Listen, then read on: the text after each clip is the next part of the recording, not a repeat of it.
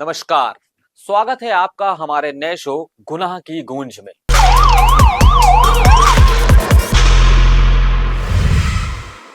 यहां हम आपको सुनाएंगे क्राइम से जुड़ी हुई कहानियां। तो इसी कड़ी में आज जो हम आपको कहानी सुनाने जा रहे हैं वो है एक गैंगस्टर की। वो गैंगस्टर जिसे पकड़ने के लिए पुलिस को बाराती बनना पड़ा था। देश के सबसे बड़े आबादी वाले राज्य उत्तर प्रदेश में एक से बढ़कर एक डॉन हुए।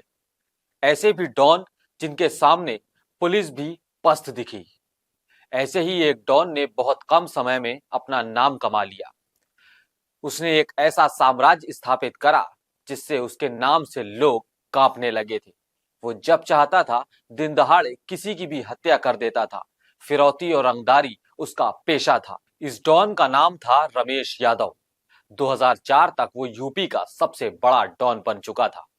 चूंकि उसका रंग काला था इसलिए पुलिस की फहरिस्त में उसे रमेश यादव उर्फ कालिया के नाम से जाना जाता था। अब आपको बताते हैं आखिर रमेश यादव उर्फ रमेश कालिया डॉन बना कैसे। लखनऊ के नीलमथा कैंट में रमेश कालिया का परिवार रहता था। रमेश कालिया का मन पढ़ाई लिखाई में बिल्कुल भी नहीं लगता था, जिसकी वजह से उसके पिता के फूफा अयोध्या प्रसाद उसको अपने साथ गांव ले गए।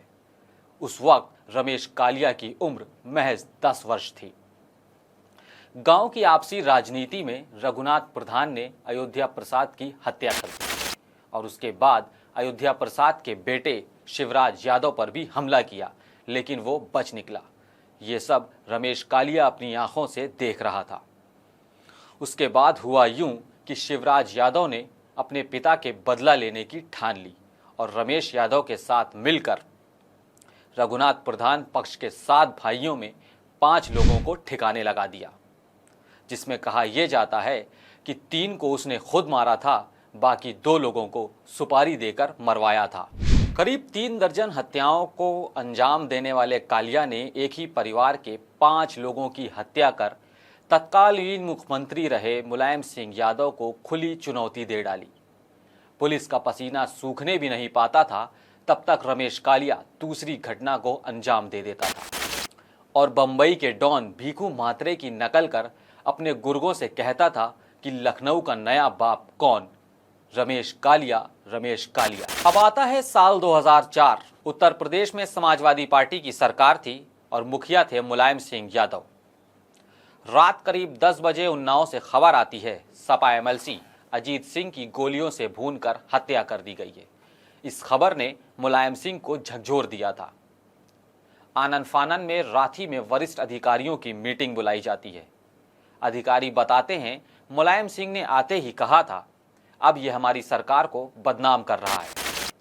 पुलिस के लिए रमेश कालिया को जिंदा या मुर्दा पकड़ना जरूरी हो गया था। सरकार में बैठे मंत्रियों की नींद उड़ गई थी। इसके बाद हुई रात की हाई लेवल मीटिंग में मुजफ्फरनगर में डकैतों और माफियाओं का सफाया करने वाले आईपीएस नवनीत सिकेरा को लखनऊ का चार्ज दिया गया। इधर नवनीत सिकेरा को लखनऊ का चार्ज मिला, उधर लखनऊ का रुख नवनीत सिकेरा ने कर लिया। लेकिन इस बार टास्क आसान नहीं था। रमेश कालिया ने AK-47 का प्रचलन शुरू कर दिया था और अपने गुरु श्री प्रकाश शुक्ला से एक एक गुण सीख चुका था। वो कहीं भी एक जगह नहीं रहता था, ना ही एक मोबाइल का इस्तेमाल करता था। आखिर में रमेश कालिया की मौत का कारण बना 5 लाख रुपया। नवनीत सिकेरा के लिए कालिया की लोकेशन का पता करना आसान टास्क नहीं था।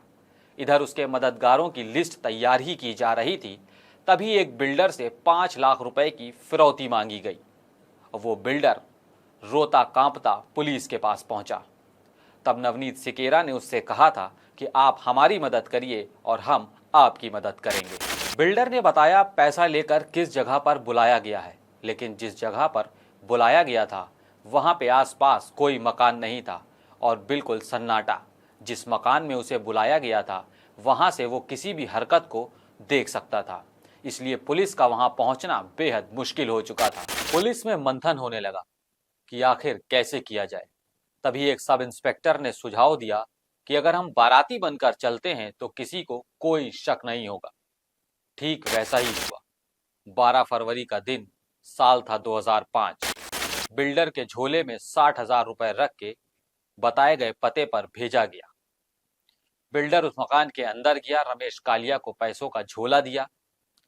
रमेश कालिया ने जैसे ही देखा उसमें 60,000 रुपए, वो भड़क गया और बिल्डर से कहा कि रंगदारी मांग रहा हूं, भीख नहीं मांग रहा। बिल्डर के घर के अंदर जाने के कुछ समय बाद ही पुलिस जो बारातियों के भेष में गई थी, कोई जेब में, कोई टोपी में, तो कोई मोजों में असलहा लेके गया था, चारों तरफ से घेर लिया और फायरिंग शुरू हो गई। दोनों तरफ से चली करीबन 25 मिनट की फायरिंग के बाद मकान के अंदर से फायरिंग आना बंद हो गई और इसी के साथ जराइम की दुनिया का डॉन रमेश कालिया, उसका अंत हो गया। तो कैसी लगी आपको ये कहानी, हमें कमेंट में जरूर बताएं। तब तक के लिए धन्यवाद, नमस्कार।